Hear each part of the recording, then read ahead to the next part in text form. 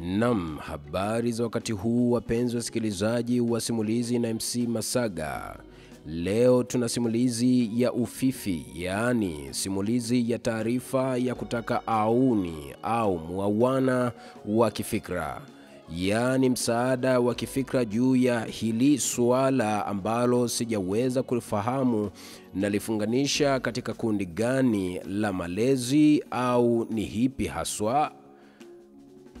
Leo pembezoni mwa barabara ya lami nilimkuta mtoto akiwa pekee bila hata ya abu, yaani bila hata ya baba mzazi au mama mzazi. Ndiposa nikaanza kutafakari, je, huyu mtoto akikimbia kuvuka barabara akagongwa itakuwaje?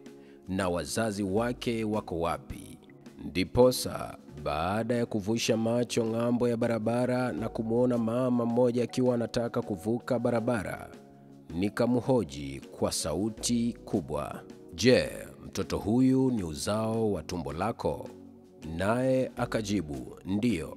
Nikamhoji tena, je, imekuwaje kumwacha mtoto nawe uvuke ng'ambo ya barabara? Naye akajibu kuwa nilikuwa na mzigo, nikaona ni uvushe kwanza, kisha nimfuate naye kumvusha, ili tuelekee mahala tunapoelekea.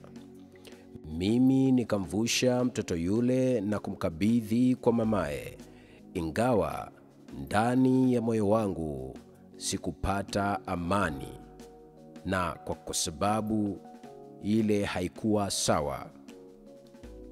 Nikamwelekeza mama kwa jahara, yaani nikamwelekeza mama kwa sauti na uwazi kuwa asirudie kumwacha mtoto ng'ambo ya barabara, ajitahidi kuvuka wote, kisha nikaondoka. Swali, je, mama alifanya vema kujali mzigo kuvusha ng'ambo na kumwacha mtoto, au angelipambana avuke na mwanawe, ile hali mzigo ni wa kubeba kichwani, mtoto angemshika mkono, wangelivuka pasina shaka. Mama pia si mlemavu wa viungo. Unadhani nini kingefanyika? Dondosha maoni yako kwa ajili ya ulinzi wa kizazi kijacho. MC Masaga, King Solomon, mtu wa mali. Asante.